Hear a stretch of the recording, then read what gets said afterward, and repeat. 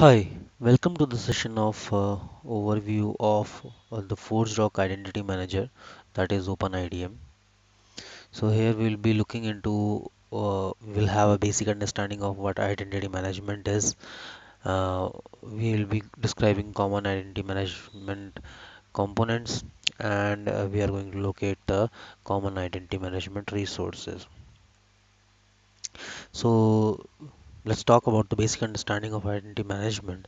So whenever we need an access to important information, administrators need to know who you are actually. So they need to know your identity, which may be distributed in multiple accounts. So as a user, you might have several accounts even within your own company for functions such as your email, your human resources, your payroll details, your uh, different functions, whether you are from engineering, you are from support, you are from accounting, you are from finance. So each of these accounts may be stored in different resources. For example, directory server, active directory, open LDAP, database servers. So keeping track of user identities in each of these resources can get very complex. So identity manager simplifies this particular process as it reconciles between different resources. So with situation policies, IDM can handle discrepancies such as missing or updated address for a specified users. The server includes default but configurable policies to handle such condition in this way consistency and predictability is actually ensured. So in an otherwise chaotic resource environment, IDM can make it easier to track user identities across these resources, and IDM has a highly scalable, modular, readily deployable architecture that can help you manage your workflows and user information. So what actually you can do with IDM, this software actually allows you to simplify the management of identity, as it can help you synchronize the data across multiple resources. Each organization can maintain control of accounts within their respective domains.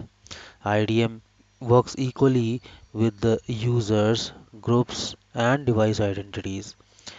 You can also configure workflows to help user manage how they sign up for the accounts as part of how IDMs manage the lifecycle of user and their accounts. You can also manage employee identities as they move from job to job. You can make their life easier as their user account can be registered on different system automatically. Later, IDM can increase productivity with its when it reconcile information from different account, saving users the hassle of entering the same information on different systems. So let me just draw you a scenario over here. So in an enterprise, suppose you have multiple application involved, like one is Active Directory, one is your Office 365,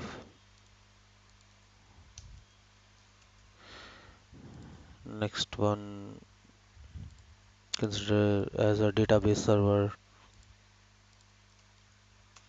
So now let's understand. Your Active Directory is an LDAP server specified by Microsoft. So your it can contain two types of data. Actually, more than two types of data. It can contain user accounts and it can contain security groups. Okay, so the format of the user account, the schema of the user account will be according to your Active Directory. Similarly, your security groups also will be according to your Active Directory. So the format, the metadata of how a group will be created in Active Directory will be different than other sources which are there in your enterprise. Now, similarly, in your Office 365, you will have user accounts, you will have distribution lists or DLs, you can say. So there also the schema will be very different, and the distribution list schema will be also very different. So there are different type of object in uh, they are separated in different applications. Like in database, you can see you can have account data in one table. You can have group data or entitlement data in another table. you can have one more table which can have a mapping of these two, mapping of account with group. So there are different application. All application have their own way to create user to have user accounts, that they will have their own sets of credentials as well. Uh, they will have the schema of their own. Now the management of the identities, suppose if a user want to have access to Active Directory, Office 365 as well as in the database, so the management of this particular type of implementation of this particular type of model will be very hectic. Why? Because the user has to get account created in Active Directory, has to get an account created in Office 365 and also in DB. So the account will be like, will also contain the credentials, like, right? So they have to have a credential of Active Directory, Office 365 and the database as well. So these in the screen you are only seeing three application. Suppose there are hundreds of application. Now you have to manage the entitlements of the user as well. What the user can do in a specific application through the entitlements like security groups, DL, and yeah, group entitlements in DB. So now management of that also is a hectic job. Why? Because your security groups need to be added to the user's account. That is also an account operation that has to be performed, and that has to be performed on Office 365 as well. That has to be performed on directory base as well. Now user, if a user is a business user, he might not be knowing all of these details related to a specific application, right?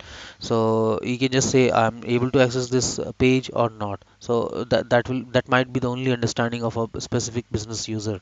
They might not be that much technical. And in the applications, the entitlement names and the conventions are very different for a normal business user to understand. So that's why for all these caveats in this kind of model, we require a product which can perform all these things on behalf of a specific user, or can manage the user's identities across different environments automatically. So that's where your OpenIDM comes into picture. OpenIDM. So what OpenIDM can do is, OpenIDM can make connections with the native libraries of each of these applications. OpenIDM has a component module called as OpenICF, or Open Identity Connector Framework, which can be extended to communicate with each of these applications using their native language or native API or native libraries. Okay, so AD is LDAP v3 compliant, so it can communicate using a LDAP or through PowerShell scripts. Similarly, for Office 365, it can communicate through PowerShell scripts. For DB, it can make any DBMS query directly, or you can it can also utilize any kind of ORM ORM mapping to communicate with the DP. So the OpenICF can be extended to communicate with these kind of applications directly. They can send data to that particular application, and they can get data from that particular application. So so that's how OpenIDM can connect to an external resource. So the external resource, when connected to an OpenIDM, is considered as a connector. Okay, so the connector is connecting your OpenIDM with the AD, and the connector is the extension of your OpenICF framework. Now, once the once the application is connected with the OpenIDM, we can generate mapping of a specific direction to send data from one component to another component. So we can make a mapping from OpenIDM to Active Directory to send the data to be written into Active Directory. So this will take care of creation of the user, updation of the user, deletion of the user in the Active Directory system. Similarly, we can perform the mapping for Office 365 as well. We can perform the mapping for database as well. And this can be triggered by one single event in OpenIDM. So suppose a user is created inside OpenIDM, it will be created automatically in Active Directory in Office 365 in DB. So it can be triggered and mount with one single event, and it will be automatic. It will save a lot of cost for user to go and request this kind of uh, provisioning in each and every application. And suppose if the application number is huge, then in that case, this will be a very uh, this will be a very big advantage if we are using OpenIDM for these kind of uh, application. Now also the reading of the data. For reading of the data, we have to use the simple concept, same concept, where will have a mapping from the external connector, external resource to your OpenIDM. So then only the bidirectional data flow will actually get started. So Active Directory once now Active Directory is connected to OpenIDM. We have a mapping from Active Directory to OpenIDM as well. So in that case, if any account is created in Active Directory, it should get reflected in OpenIDM. It should also create an account in OpenIDM, so which can trigger an event, or then which can create an account in Office 365 as well as the database. So this kind of events that can be managed at both ends, your OpenIDM as well as your Active Directory. So that kind of automation can be achieved by implementing OpenIDM's connector and mappings. Okay, so when the data is going from OpenIDM to Active Directory, it is called as provisioning. When it is coming from Active Directory to OpenIDM, it is called as reconciliation. Actually, reconciliation is transferring, reading data from one source to another source. So reading data means if AD is data, reading the data from OpenIDM. So that is kind of a reconciliation from OpenIDM to Active Directory, which can be considered as provisioning. If we are reading the data from Active Directory to OpenIDM, that is the reconciliation from AD. So this kind of mapping we can implement in Office 365 as well as the database. In the mapping, we can define the customization of the data that is flowing in. Like suppose from Active Directory we are only getting first name and last name, but we need the username as well in OpenIDM. So we can create that username by using that first name and last name by performing transform. So that kind of customization of data is also available in your environment.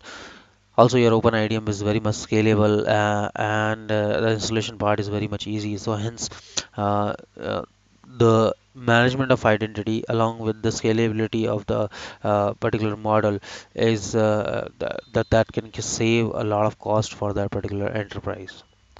So that was just an overview. We are going to look into all these kind of components into later sessions. So thanks a lot. That's all for this particular video. See you in the next video.